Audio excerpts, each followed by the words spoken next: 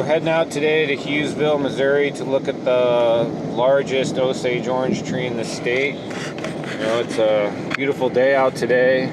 We had some snow earlier. It's cold. Right now it says it's 17 outside, but it's pretty windy, so the wind chill probably brings it down to under 10. We got a call about this tree.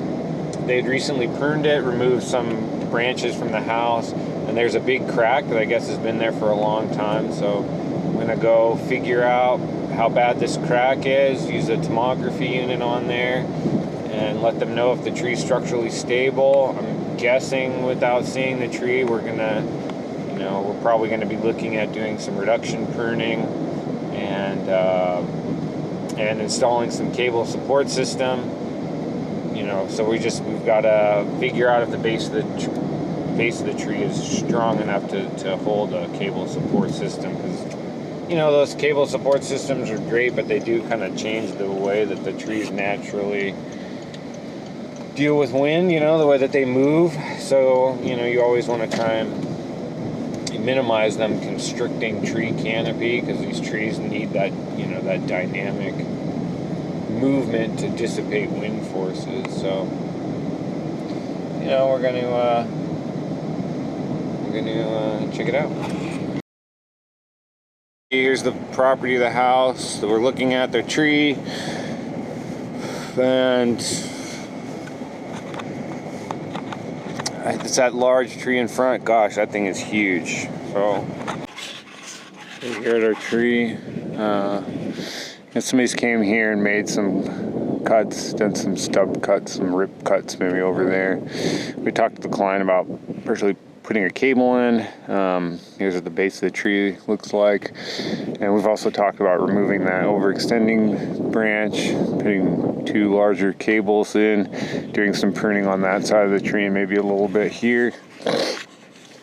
Big thing is putting the cables in this tree, and we're also going to try and figure out how much of this inside of this tree is solid, how much good wood is in there. We've got our Arborist set up, and so we'll see what it looks like. Done. It's really hard on a tree that big. Here's our line graph. There's our speed times. Purple is slow, green is good. Roughly what we were thinking the tree looks like. The machine's not perfect. We've got a lot of areas of some included bark, so we're gonna have to go check to see, do some drilling and make sure that this was looking right. But from what I can tell on the outside of the tree, looks pretty reasonable. Computer's telling us we've lost at most 36% of the load carrying capacity, which is a lot. That's when you were getting load from the southeast, so I've got to check and see how that's where that is related to prevailing wind, and when if see where the house is in relation to that. It's kind of looks like it's a load pushing this way, but it's pretty much not good from there going southeast to northwest, cutting through the tree that way. So we'll have to go see what that looks like in the field. So we're going to run all this through our Arborist program and see what we can do as far as keeping the tree. How much we need to prune off of it, whether the tree's strong enough to put cables in it. I think that this is okay to put cables in it. It's Osage orange, which is very hard, dense wood. So we'll see. It's hard and it's dense wood, but I still want to take the time, run this through the Arborist out. It's a historic tree.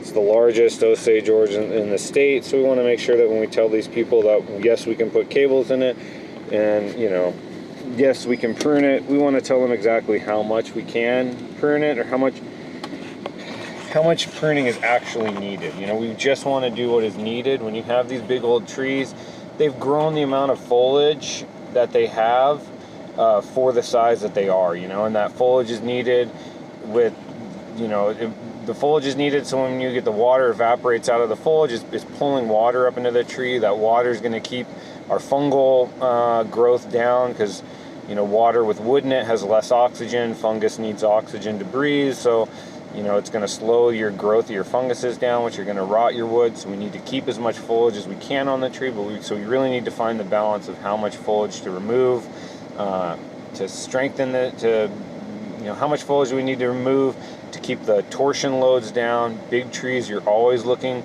to prune branches back to to suck in the profile of a tree, of a large tree, because they break when you get these twisting winds, and so you're trying to kind of push the profile in. So we're gonna figure out where exactly to do that, how much to do that on, and so you can find the delicate balance to keep the tree healthy and keep it safe. So there, right there is the tree we just looked at. There's the house and the tree in the front. The row of pecan trees they planted somewhere around 1840 is when they built that house. It's a really cool piece of property, and some really cool trees, and particularly that old Osage orange is it's a great tree to be able to have the opportunity to work on, and being able to care for it properly. We got back to my house, and here's a look at our Arborist app. Hopefully you can see my cursor. There's a picture of our tree. There's the inside of the tree. Here's all of our information. Height is about 20 meters. So it's about 68 feet. Diameter is 223 centimeters, about 88 inches. I did a resistance drill and counted the years. I'm estimating this tree is about 300 years old. I just put it closer to 250, I always undershoot everything. Maturity years, that's how many years this tree has not been growing in height, but has been growing in girth. Talked to the lady who she took ownership of the house 40 years ago. She had not ever remembered this tree moving or growing in height in 40 years, only that the crack that's down here widening. So, I'm assuming, I just put it at 30 years. She said 40, I'll go 30, always undershoot stuff. And so what this is telling you is that your relative safety factor is about 64%. So we've talked about videos before. 100% is a relatively safe tree. That's a tree with no defect and a nice green canopy, something you'd feel safe parking your car under. So we're not telling you if this tree is structurally, has a precise safety, precise safety factor 1.5 times greater than load. We're not telling you that. What you're doing this computer is setting up to tell you whether this tree that we're looking at with this significant defect is as safe or more or less safe than a relatively safe tree, right? So just your typical nice looking tree that you'd feel comfortable parking your car under. So we look at this tree, we factor in the maturity correction, brings this relative safety level up almost to 100. That maturity correction means that the tree is growing in girth but is no longer growing in height, so that the load that it's getting is close to the same, but the tree is still growing in girth, so that stem is being able to hold a heavier load, and that load's not increasing. So we're getting close here.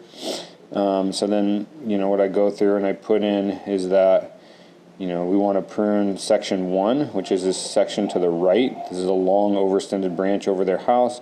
We're doing that. We're getting above that relative safety level, and we hit this other part.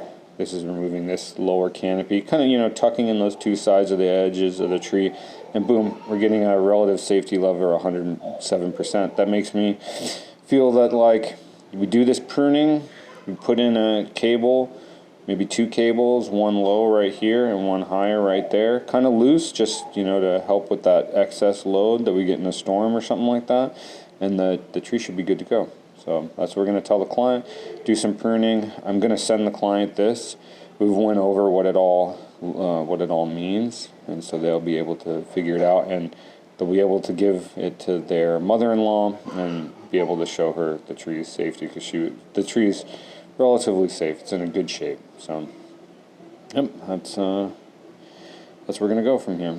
And, you know, we're being able to retain a really big, historically important tree.